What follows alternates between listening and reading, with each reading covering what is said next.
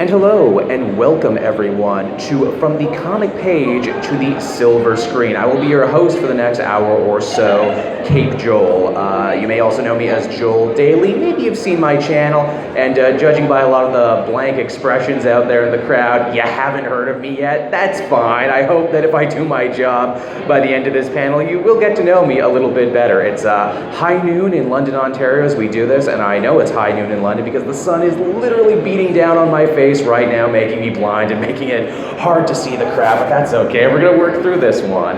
I took this panel very seriously in the researching portion. I took a ton of notes, and by notes I mean I put little points here on my pad. So if I look down every so often, that's not me ignoring you, that's me actually just, trying to pretend I know what I'm talking about. So yes, the real question I hope to answer with this panel is, how was it that superhero and comic book movies took over the silver screen, took over the world of cinema? Because I mean, it feels like a new one comes out every week now. In fact, as we're here right now, Joker with Joaquin Phoenix is coming out. We got all those new Marvel movies coming down the pipeline. But to really understand how this happened and where we're going, I think it only makes sense to start back at the very, very beginning, the first ever superhero story ever adapted for the silver screen. And you know what, hey, I want this to be a fun, kind of interactive panel with the crowd out there. So if anyone knows, feel free to shout out. What do you think was the first superhero adapted? Anybody? Anybody at all? It's a harder question than you think, and it's also probably not who you think, too. The first superhero ever adapted for the screen was actually Captain Marvel. Now, when I say Captain Marvel, obviously I mean Shazam. Again, that's a whole other kettle of worms as to why those characters had to change their names. Furthermore, the first hero adapted was neither a Marvel comic nor a DC comic, because at that point in history, Captain Marvel belonged to neither. Captain Marvel was a completely independent, Fawcett-published comic. So I think that's kind of crazy to think that the first superhero was neither Marvel or DC, given the stranglehold those two companies have on the genre and as the scene as it is. This movie, it actually wasn't a movie, is the thing. It was a set of serials, and serials, for some of the younger people out there who don't know, were basically short little mini movies that they showed in front of bigger movies. And the fact that, we can draw the line all the way back to the 1940s, that means superhero movies as they stand are almost as old as comic books, which I find very truly fascinating. The Adventures of Captain Marvel was a 12-part black and white serial series that ran in a bunch of different lengths there. This was perfect for movie makers at the time because, comic book stories had action, adventure, all the stuff that had done so well in the pulps, like, Doc Savage and Zorro and all those other characters. So it only made sense to adapt comic properties. And again, these were short, played before movies, played really well to the kids' audience there. And if you look back at this Captain Marvel black and white serial, it actually doesn't look too bad. The costume is fairly accurate. The origin, it's all there. Billy Batson, Wizard Shazam, all that stuff it's all pretty much there. So they actually did a good job adapting it. Yeah, they changed some other stuff. The villain isn't actually from the comics. And they move it to the Middle East and everything. The flying is the thing that always stood out to me, and that the flying looked so bad in this old black and white serial. Like, even for the day, you could tell that it was just a dude lying, like basically planking, and then filming it to being like, oh yeah, he's totally flying. Yeah, oh yeah, definitely. This is something I feel comic book and superhero movies wouldn't get better, or get right, I should say, until a little later on, but we'll definitely talk about that. In 1943, Batman actually got his first set of black and white serials. He got 15 parts, because, Batman always has to outdo himself. He got 15 parts, and man, you go back and watch this now, and this is so amazingly dated in some truly fascinating ways. This is like World War II era Batman, who is not really fighting crime in Gotham as a vigilante. He's fighting Japanese spies in America. Yeah, Batman's not so much a vigilante in these stories as he is like an actual agent of the government. And the plot involves him trying to stop a radium heist. Again, this is so wonderfully dated. Also, too, both these serials being in the 1940s, let's just say they're products of their time, and let's just say that, yeah, they're a little kind of really racist, these things. So if you do go back and try and hunt those down, be wary of that. Now, on the note of Batman, that takes us to our next big decade for comic book movies, the 1960s. And at this time, Batmania was sweeping North America, thanks in no small part to, of course, the Adam West Batman show. And the Adam West Batman show had a movie. What's crazy about the movie is that they actually made it backwards. Is that they wanted to make the movie first, introduce audiences to the characters, get people excited for it, then come out with the show. It's not what happened though. They got a whole season's worth of the Adam West show before they eventually turned around and made the movie. I get the feeling a lot of people are probably thinking about that movie a lot recently because I know Honest Trailers went back and talked about it. And man, is it wonderfully insane and wonderfully 60s and wonderfully Silver Age Batman, with all the villains trying to, turn all the leaders of the world into liquid and then get carrier pigeons to carry the ransom. It's crazy. It's crazy in all the best ways.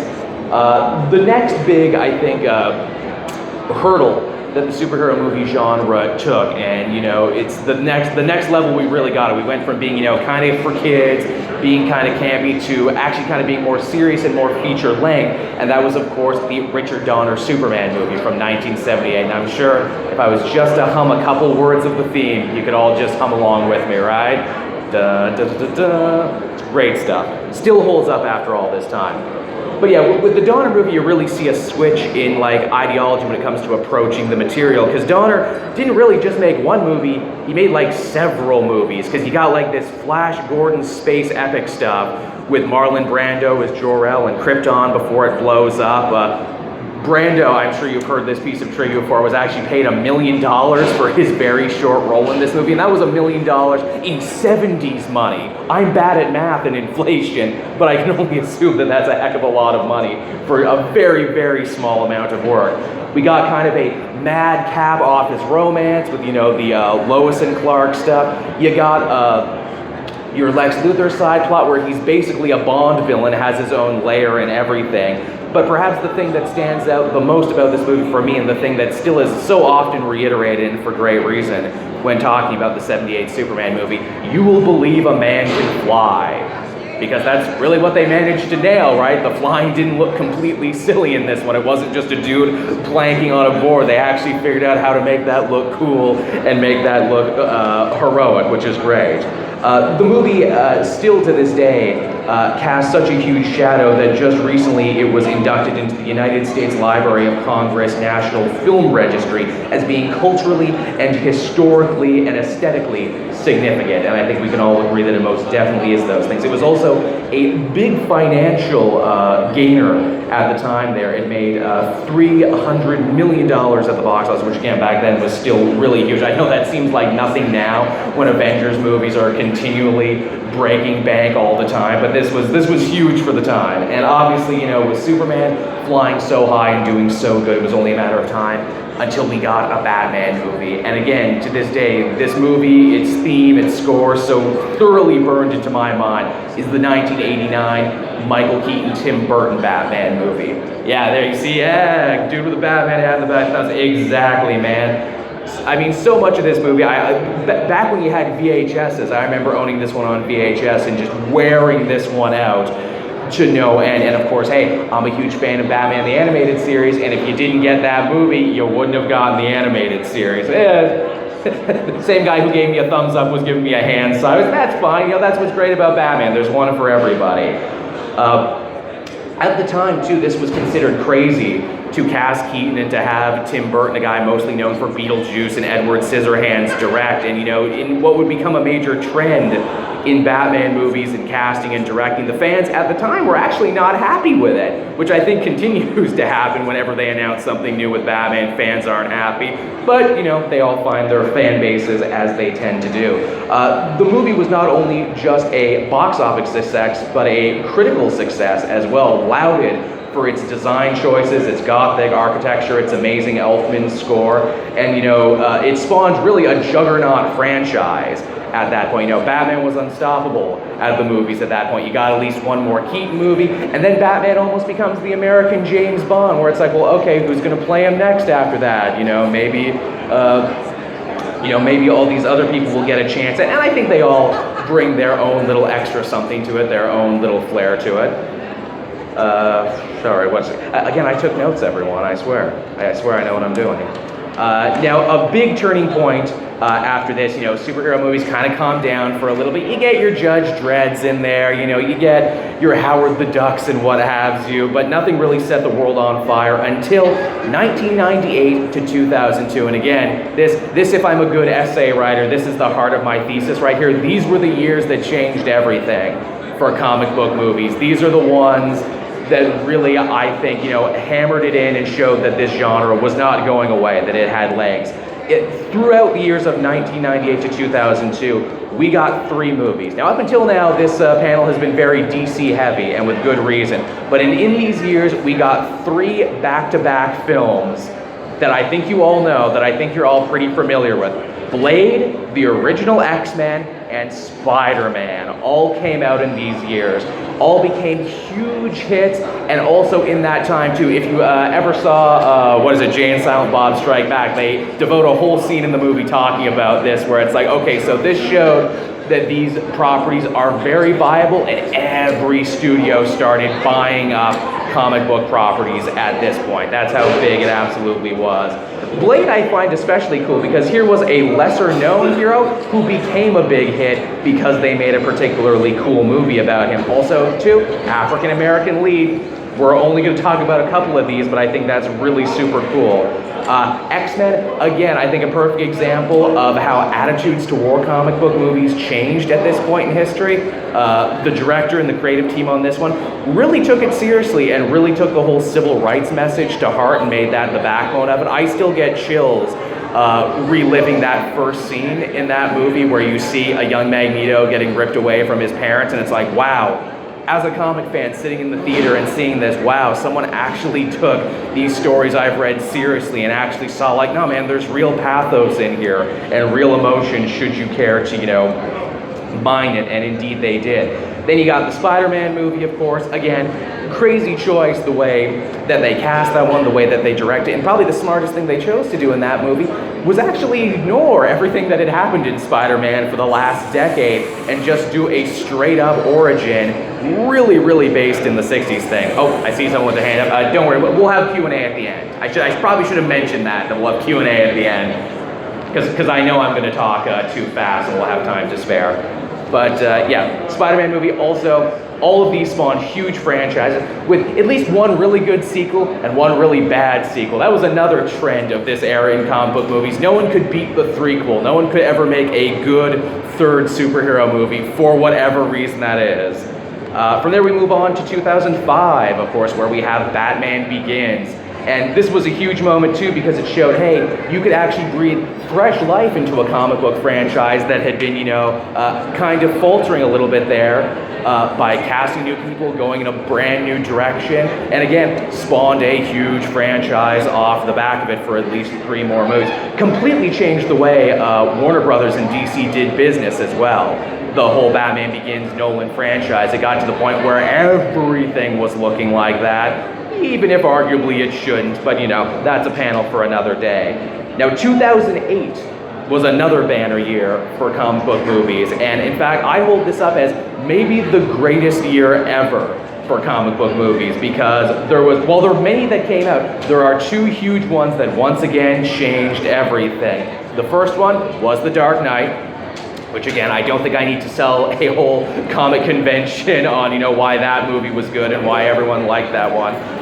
Heath Ledger, of course, won an Academy Award posthumously for his portrayal of the Joker. I think a lot of people's favorite portrayal still. Got a lot of award buzz. This one, again, continued to solidify the way Warner Brothers and DC did movie business and what they thought people truly wanted to see with it.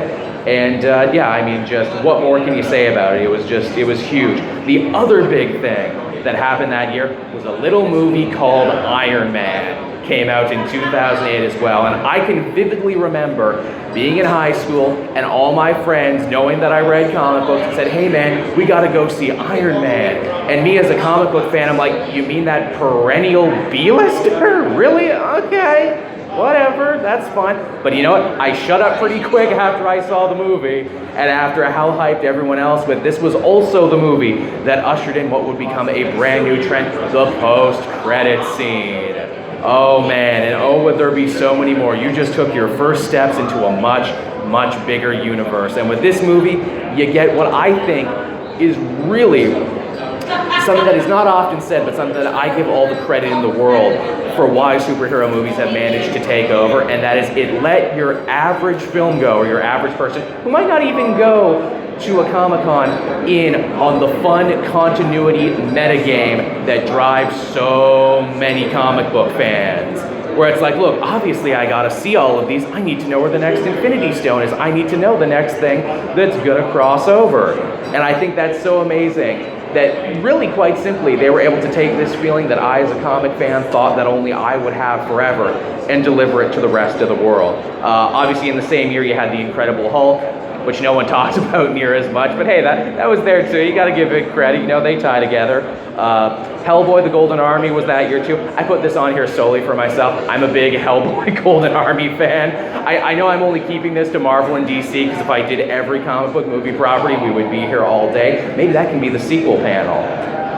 Another interesting thing, you know, when we look culturally at both Iron Man and Dark Knight, these movies were both in many ways direct reactions to 9/11 and the world that we were living in at the time. Dark Knight is all about, you know, a kind of police spy state that Batman's like, oh, you know, I could probably fight a lot of crime if I did this, but is it the right thing to do? Iron Man, even more direct, even more on the nose. He's there in the desert selling weapons and everything. So at this point too, superhero movies not just are good, but they're actually topical, and they're actually capturing the zeitgeist in a way now where they never really have before. And both these movies would go on to be huge critical and commercial successes on their own. I mentioned all the award buzz there. From there, we, again, I kind of got to speed this up because I do want to have Q&A. We got 2009 to 2012, we start seeing a new superhero movie almost every month now, sometimes only a couple weeks apart. Every actor in Hollywood is lining up for the chance to don a cape as part of the next great saga. Some of them work, some of them don't. You got great redemption stories. Again, Robert Downey Jr., who had become something of a joke before the first Iron Man, really, you know, gave his career a shot in the arm in a major way, and now is, you know, one of Hollywood's sweethearts, and for good reason. The movie press also gets involved in a pretty big way, and this is a chance too for me to pat myself on the back as well. We see the explosion of comic book and superhero YouTube channels, which, you know, have been keeping me fed for a while now. Made this golden age never end. Because as we found out, hey, you know, when Brad Pitt is cast in another movie, that's one article. But if Brad Pitt is cast as Adam Warlock in the next movie, oh, that's 100 articles right there you get to write. Oh, what are the best Adam Warlock stories? You know, ooh, what could they be drawing for? What could this mean? So it's been really good for the movie press, which I think is yet another reason why superhero and comic book movies have managed to take over Hollywood, because it's so good for the press. It never stops being good. Now lastly here we have 2018, Black Panther becomes the next massive franchise, gets the first ever Best Picture nomination for a superhero movie. Up until now, it had only really been technical awards and everything. It didn't win, but it was still really nice to be nominated. And I think more than anything, this puts a nice little exclamation point on what I've been trying to say about superhero movies taking over Hollywood. This was, you know, like the ultimate, like, you know, thumbs up from the industry. Like, yes, you did it, and yes, you are considered for a Best Picture nominee. Now, much like fantasy and horror, you're probably not gonna win, but it's always nice to be nominated. So yes, everyone, that is in short my panel. Hope you had some fun, hope you had some laughs, and yes, we do actually have time for some questions for people who are interested. Yes, you fellow in the back.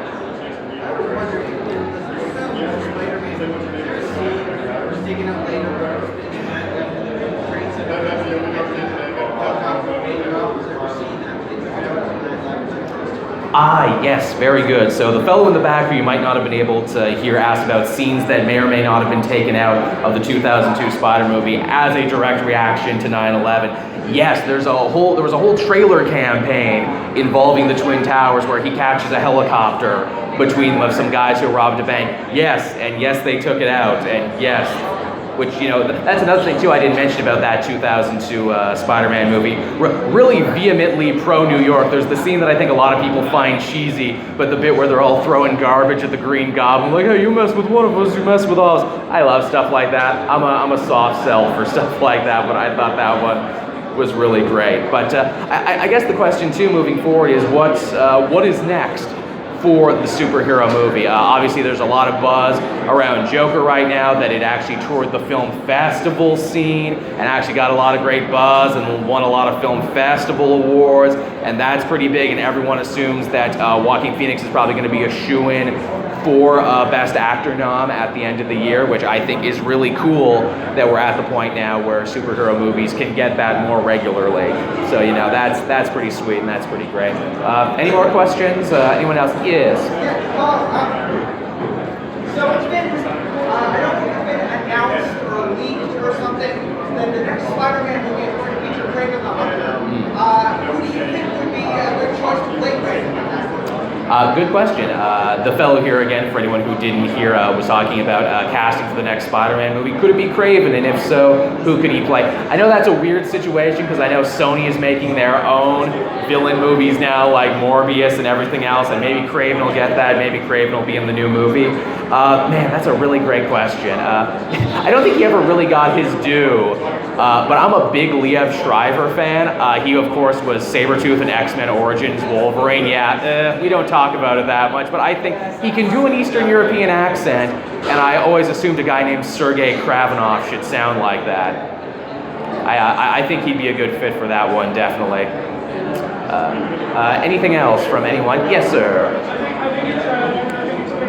What's your personal favorite superhero movie? Oh man, that's a rough one. What's my personal favorite? I feel like much like my favorite comic, I feel that changes with the win. I know I watched a ton of that first Avengers movie because, I mean, just that scene, again, a scene that I think will be burned into cinema history forever. That big circular shot where they're all standing together and, oh wow, we actually did it. We actually built up to all these movies and now they're crossing over the way comics do. It's hard to top that feeling. That's pretty great. I know I've been watching a lot of that new Shazam movie recently because I thought that was just a lot of fun. Just a lot of fun. I really like the general feel of that. That Shazam movie is funny too because it is so thoroughly adapted from Jeff Johns' short-lived Shazam series from the New 52, which those stories never even got a full book. They got backups in Justice League. So to think that that material is so new and yet they adapted it so well, that one definitely sticks out in my mind for something that I certainly enjoy. Anyone else? Man, we are just making way better time than I thought we would be. Yes, sir.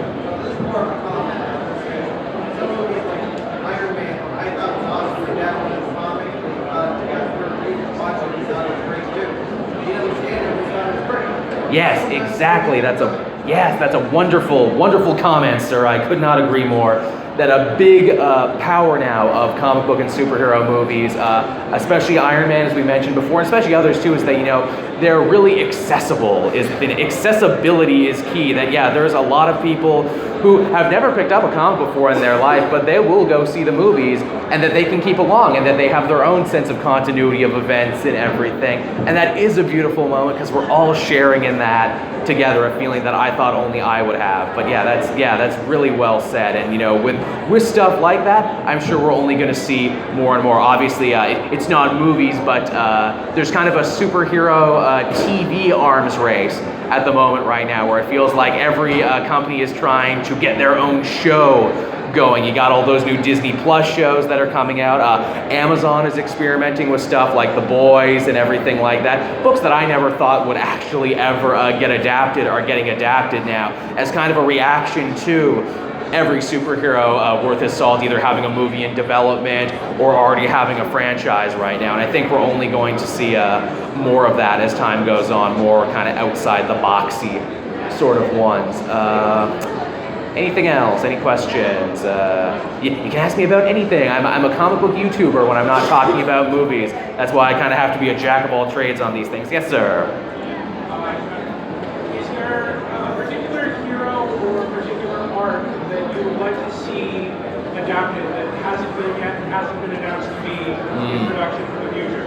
Ooh, that's really good. Again, you mentioned Kraven before. I would love to see an adaptation of Kraven's Last Hunt, which I think is not only one of the best Spider-Man stories ever, but maybe one of like top 10 comic stories for me personally. That one's just really good. Oh man, something that I would like to see adapted. I'm a big Green Arrow fan, which I know puts me in a weird place, because he has the TV show that's been going on for so long, which basically means that I'm probably not going to get a movie because that's been the one that's been seared into the public consciousness and everything.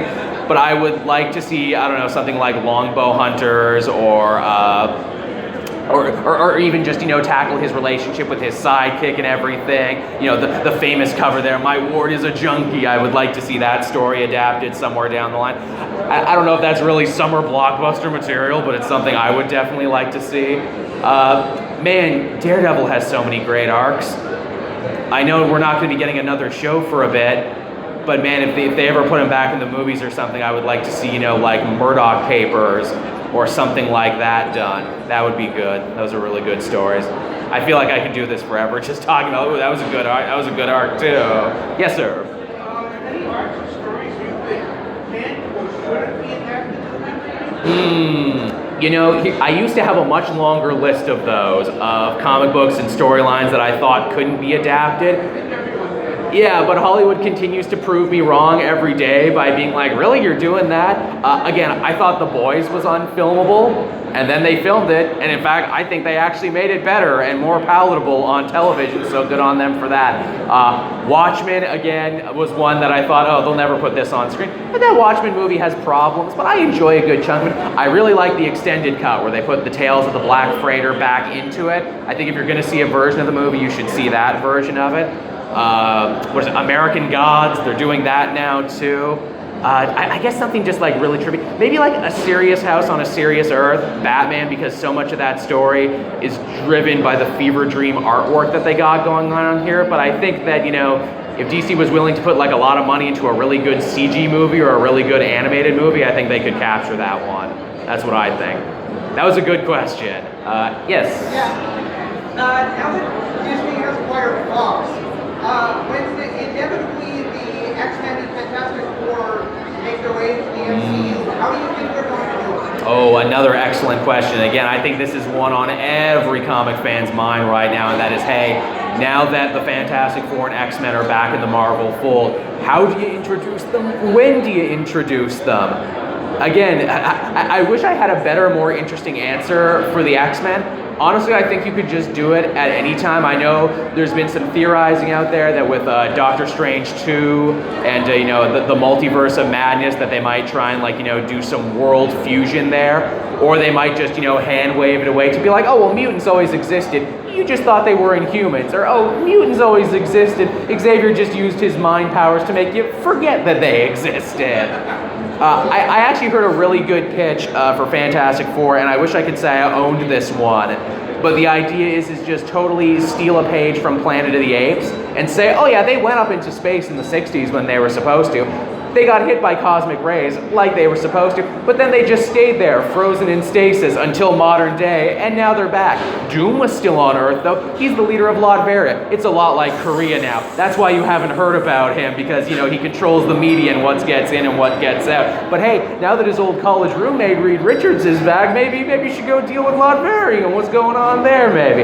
I wish I came up with that one, because that's such a good pitch, and I hope they do that pitch. Then again, they could also easily hand wave it away to be like, oh hey, remember they sold Avengers Tower? Yeah, the Fantastic Foundation bought it. There you go, they're moving in now. They literally just moved into the neighborhood. That's one thing too. I also heard the theory too that maybe Osborn bought the tower, and that's what they're eventually building up to as well. That's going to be a twist. Again, I wonder.